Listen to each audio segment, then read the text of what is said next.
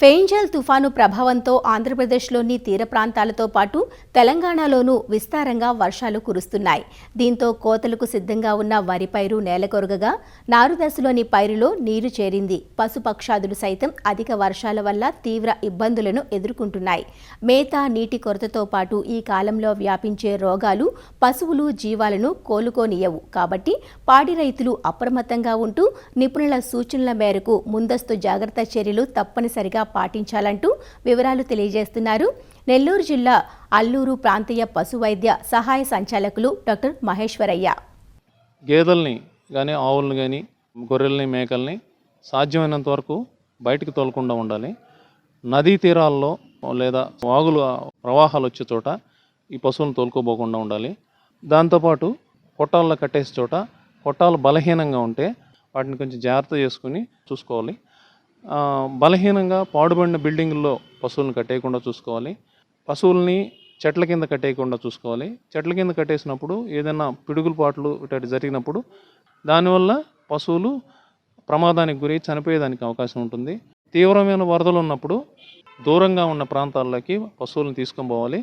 సడన్గా ఏదైనా వరద వచ్చే పరిస్థితి ఉన్నప్పుడు పశువుల్ని కట్టేయకుండా గుంపుగా ఉండేటట్టు చూసుకోండి. ఎందుకంటే కట్టేసినప్పుడు ఆ వరద తాకిడి వల్ల ఈ కట్టేసిన పశువులను చనిపోయేదానికి అవకాశం ఉంటుంది. పశుగ్రాసం, ఎండుమేత సరిపోయినంతగా ఉంటే నీటి వస్తు జాగ్రత్తగా ఉండే చోట పెట్టుకొని మనం మేపుకుంటే ఈ పశువులను కాపాడుకోవచ్చు.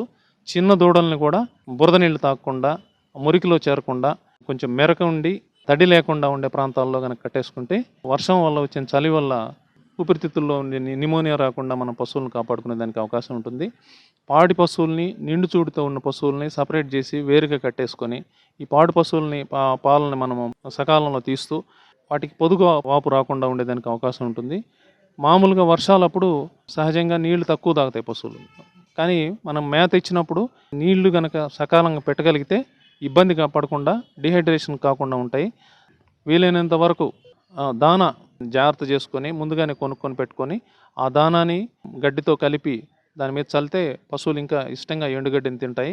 ఈ మేకలు, గొర్రెలు బయట ఎక్కువ దూరం తోలుకొని పోయి ఉంటే ఖచ్చితంగా ఆ ప్రాంతంలో కనుక వరద వచ్చే పరిస్థితి ఉంటే వరద తాకిడి రాని ప్రాంతాల్లో కనుక పశువులను కనుక తోలుకొచ్చుకున్నామంటే నష్టాలని నివారించుకునేదానికి అవకాశం ఉంటుంది.